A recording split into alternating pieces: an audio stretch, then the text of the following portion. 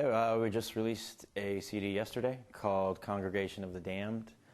Well, we recorded it in Woodland Hills / Hollywood. In beautiful, sunny California. Started writing, I believe it was November.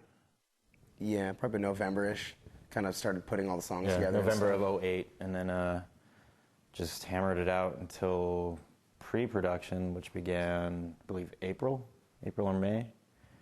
And then, just got in the studio, grinded away, and now we're left with a 13-song album, which just came out yesterday.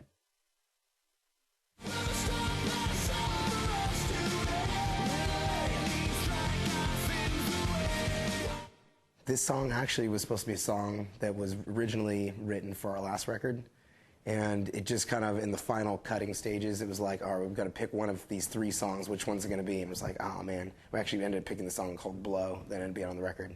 And this song was kind of in the same realm at the same time, so we're like, let's take this one and we'll worry about this one later. And came back to it, on this writing process, we're like, what, that song Storm to Pass, like we should rehash that and like kind of, redo it and kind of bring it back to life. It really had a cool feel to it.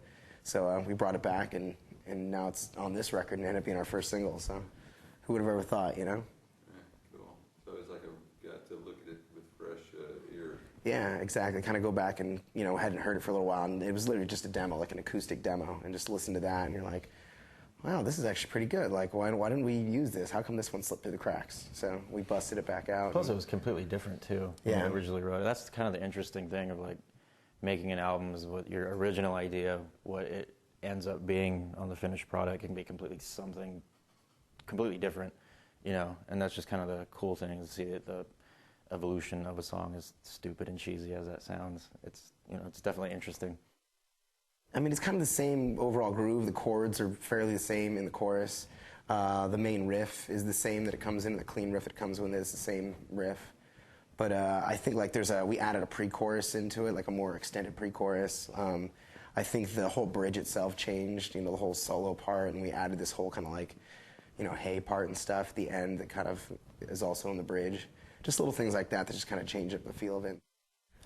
We're in drop C tuning, which is basically the entire guitar is tuned to, standard D tuning, but the top string is down to drop C, just to make it a little beefier. You're down a whole step plus drop. Yeah. Like drop D down a whole step. Exactly. C, G, C, F, A, D. So you can play, chords just open instead of having to, or with one finger, make it a little easier and more brutal.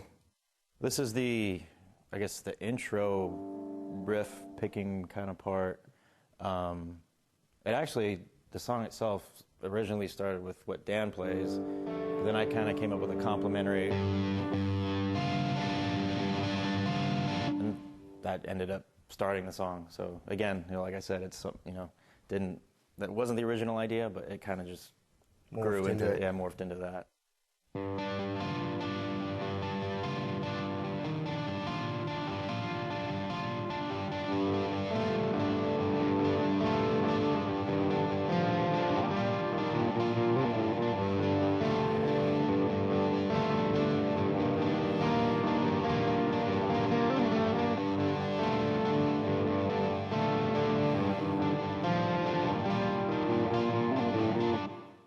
This is the guitar part that originally was the main guitar part that the whole song was kind of based around.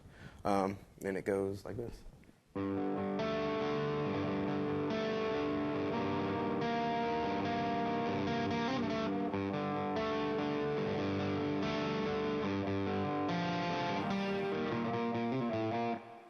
it just kind of repeats itself. Here it is a little bit slower.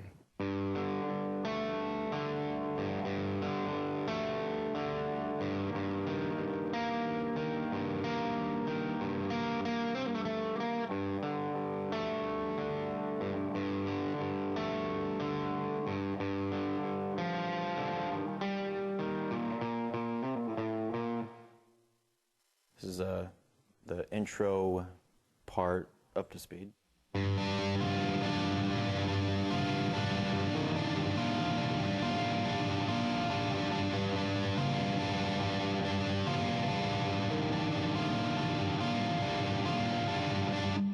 basically, like you said, it repeats itself again. So then slower,